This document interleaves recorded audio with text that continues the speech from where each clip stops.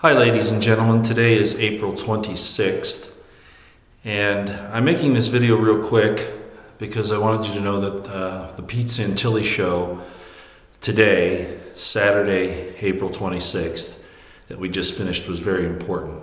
It has to do with a number of issues that I know some of you have problems with different radio and alternative media personalities, but you need to put that aside for right now. The information that came out on this show is absolutely critical for you to understand where we are today. Not just the Bundy situation, but a lot of other things. I especially want to commend Larry Pinkney, who is a former Black Panther, for giving his insights today. Absolutely outstanding. I have so much respect for him. And to hear what he has to say regarding Bundy's statements in regards to where the people are today and how we need to come together, which is really what he was doing, not about racism, but about coming together, putting aside our differences, and seeing what the establishment's really done to all of us is really important, and he makes a good point of that. So I'd love you to see that. Again, it's the April 26th Pete Santilli show. It's probably not up yet. I'm putting this up right away because I have some other things I need to do. I'm not even sure of the episode number, but you can figure that out. I do want to mention this part.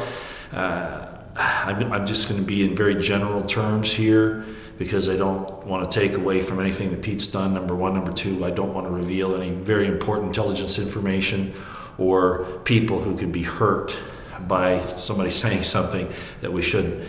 But I will say this, that if you listen to Pete's show, you'll find out that there was some intelligence information, unconfirmed as far as reliability, but it did come from a source that we had to take seriously to some extent, that there was going to be a drone strike on the Bundys and the militia out there on the Bundy Ranch. Now, you know, I wasn't there to vet the people that had this. Stuart Rhodes was, and also some people that he knows were intelligence operatives before, and they vetted, I guess, the second source. I'm not really sure. You can listen to the show. But the point is that we proceeded very methodically on this. We didn't jump on the cameras. We didn't start telling about all the things that were going to happen and sending up red flags and scaring people. It was a very methodical staffing procedure with a group of people, and you'll hear about those people, not by name, but there were about 5 or 6 of us that for several hours war gamed this, staffed it to figure out what the best course of action was. And the final course of action was call 911. Try to get Governor Sandoval out there, the National Guard, to be a line in the sand, if nothing else. Now, that didn't happen. But anyway, go look at this and listen to it. It's very important. Why do I give a little more credence now to this than when I first started working on it last night? During our conversation with the people on the ground at Bundy Ranch, I'll just leave it at that, we did receive electronic warfare interference. Now you have to understand something, you know, all of this could have been a psyop, but to actually conduct, I'm not talking about eavesdropping, okay? I'm talking about actual attacks on our communications so that we could not communicate with electronic warfare type of interference. That is an act of war, folks, even if there was not going to be a drone strike. Okay, even if there wasn't going to be that was all a psyop to get us worried for whatever reason, that electronic warfare came at a time when we were discussing possible defensive scenarios to keep people from getting hurt, and we were jammed. That is an act of war on the American people. Were the militia out there planning on doing some type of offensive action against the government? They never have been. Okay? They're there for the security of the Bundy family and their supporters. They're no different in their security functions, as I make this point in the show, than the security team for Glenn Beck or the security team for Michael Moore. It's the same thing, and yet they're being attacked by electronic warfare activity. And this time I was. Basically, I was a victim of this as well, as was Pete Santilli. So you have to understand this is getting very serious. There are evil, corrupt people in this government that now can stop at nothing to make sure that these land deals and all of their other corruptive actions go through, because they're looking at the barrel of guns from 2 sides of the pond, you know, the Eastern European side and from the Chinese on the Pacific side. if they don't pull this off. And believe me, there are people that will probably get rid of him. It won't be people in the militia or the conservative movement or anything like that. If you see people like Harry Reid start disappearing or having problems, suddenly comes up dead from suicide or whatever, and again, that's not me saying this, it's because the kind of people they're associating with, they have to make sure that they do this theft from the American people, this put down of the American people, in order to keep their money and their lives. I think that's how serious this is getting.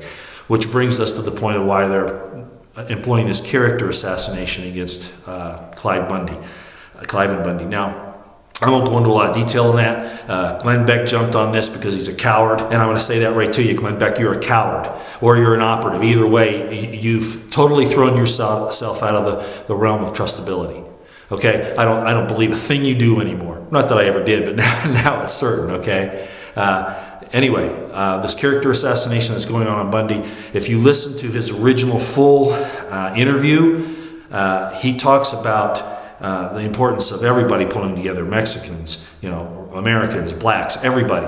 And all he brings out is how the system has put us down to the point where we can't take care of ourselves.